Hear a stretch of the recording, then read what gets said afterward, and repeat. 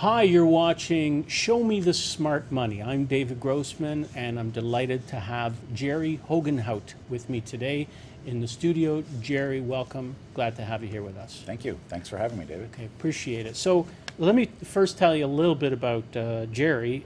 He has quite a few professional designations. He's a professional accountant, a certified financial planner, a mortgage professional, and also he's a licensed dealing representative specializing in private equity. So lot of designations. You've obviously worked hard. You've spent time in school and always upgrading.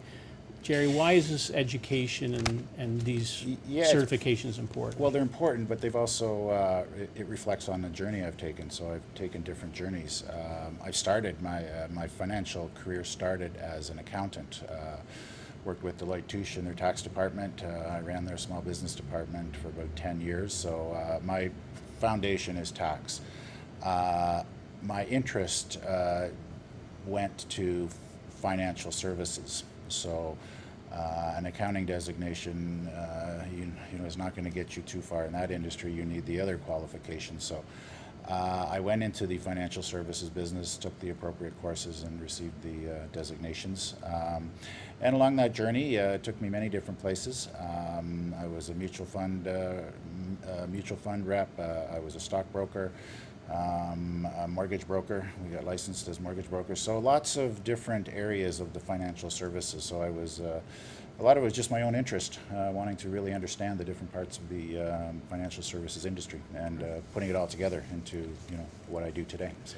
Okay, so that's a great segue into what you do today. So let me just preface the question by saying that your expertise, as I mentioned earlier, is as a dealing representative in the private markets. Right. I would like to ask you, the private markets are different from the public markets. I don't know if people even know, your average person knows what the private market is, but Yeah, the private market is certainly relatively new to a lot of people. It's been around, it just hasn't been utilized or properly explored by many people. So it is new to a lot of people.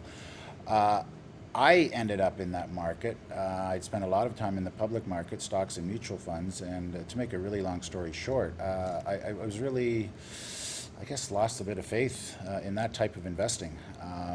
It was really reliant on the public stock market. A lot of it's just really dependent on how well the company's last quarter did. If it did well, your money goes up. If it didn't do well, it didn't go up. And I just perceived there to be more risk than people realize in the public stock market. So along my journey, I just kept trying to find the products that would accommodate what I was trying to accomplish for people, and that was really getting them their 6 to 15% returns in that bracket without their money going up and down. So that landed me in the private equity markets, and having explored that, I found that was the area where I could really accomplish what I was trying to do for my clients. okay, so private equity is the area. Obviously, where there's increased return, there is increased reward. But the private markets, there are endowment companies and pension funds, and a lot of like people don't even know that that's an option for them. You know, that they might put their money with a bank and mutual funds, but there are companies that don't even, like large companies that don't even want to go public. So just because you're a large healthy company doesn't mean you're public. That's exactly correct. So there's a lot of companies who choose not to go public. The private equity market has been strong in what we call institutional investing. So a lot of the big pension companies, you know, people don't realize, but a lot of these large pension companies, Canada Pension, OMERS, they've got half their money invested in private equity, and they always have. So they've seen lots of opportunities there. So the key was to be able to access that marketplace for the average investor. You know, that's been a struggle. Certainly in Ontario, we are regulated by province in Canada, so there's different rules for different provinces. We saw a lot of success in British Columbia and Alberta, and we in Ontario were hoping for the same playing field. And those doors opened up a bit in the last year, so the Ontario Securities Commissions did massage the rules a bit to allow just your average investor to access these type of private equity opportunities. So we we work in that environment today, so those opportunities have opened up for these people, and there's a lot of opportunity there. Okay, so although the Ontario Securities Commission is very strict, there is an upside for the investor.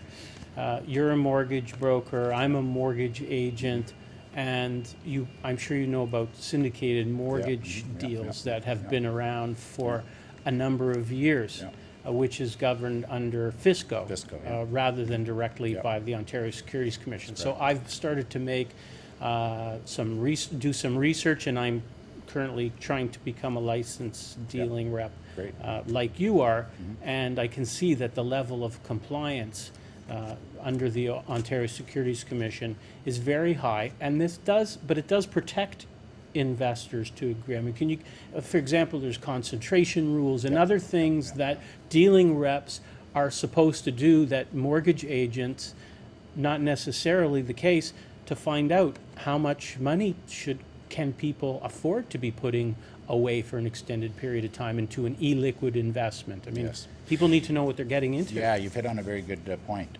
Certainly the Ontario Securities Commissions creates much stricter guidelines and rules.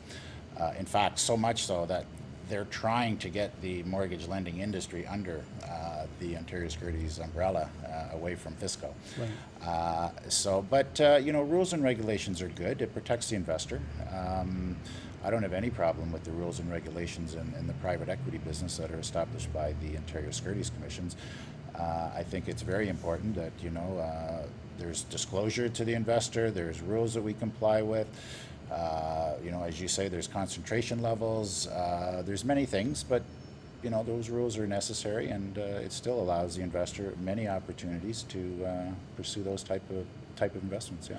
Okay, so now because you were an accountant for many years, you have a niche market going, and you have a website that targets accountants if they want to expose their clients to this, because, as I said earlier, people don't know it exists. Yeah, so I've created a company, Accountants Capital Corp it's called, and I provide investment services for the clientele of accountants in public practice.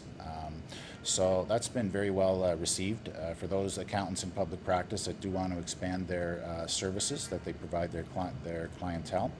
I'm the company that they use for those services. And again, it's just an added value for the accountant to provide that service to their clientele, and also just making their clients aware that again, this private equity is relatively new.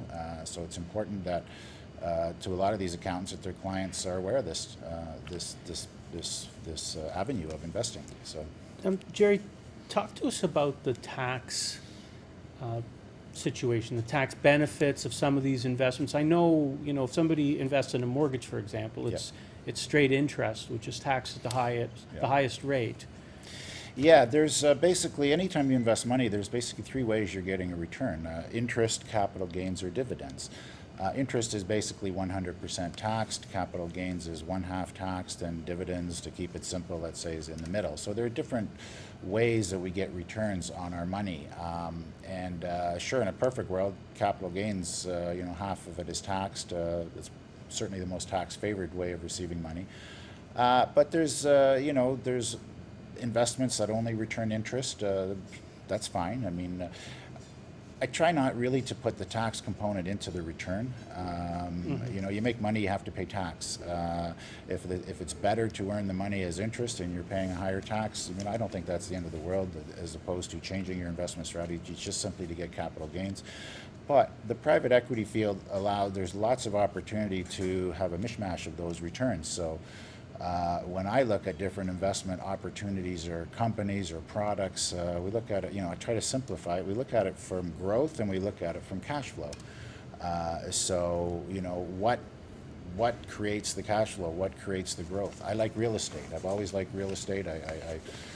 I will continuously say that real estate probably is the best type of investment that you can make, whether you own it directly, whether you finance it through mortgages, syndicated mortgages, private mortgages, whether you buy them as real estate income trust. But what's protecting your money is real estate, not just pieces of paper saying you own a share of a company. Right, It's and protected most by real people, estate. most people are comfortable with that because they know and understand real understand it, estate. yeah.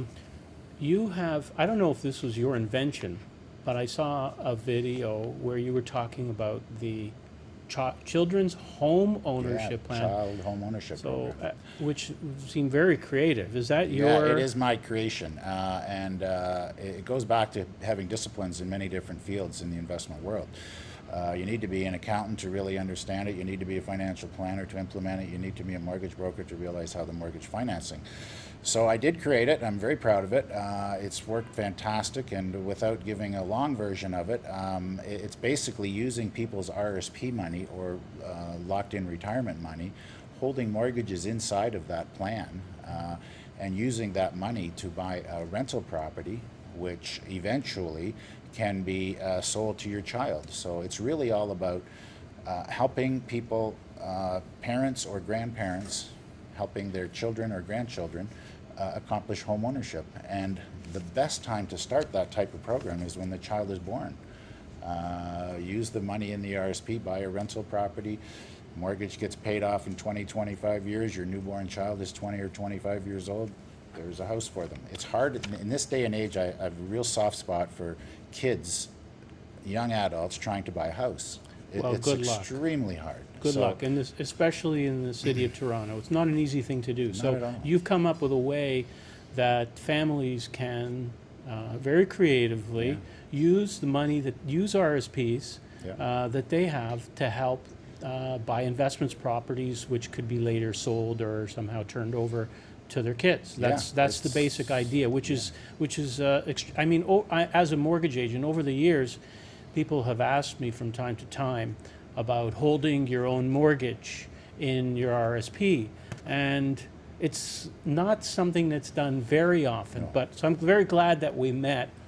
We'll have to talk more about Yes, that yeah. because I think that's an opportunity Yeah. for people. But in the meantime, I know that the exempt market dealer that you are licensed with, one of the biggest and the best, frequently hold information sessions so that if people wanted to come out to learn more, or if they just wanted to call you, Yeah. they could give you a call and Yeah, you're absolutely right. The dealer that I affiliate with, the companies that we raise capital for, part of the process is asking those companies to come out and give a small presentation about what they're all about, what they're proposing, what type of returns might be expected in their projects.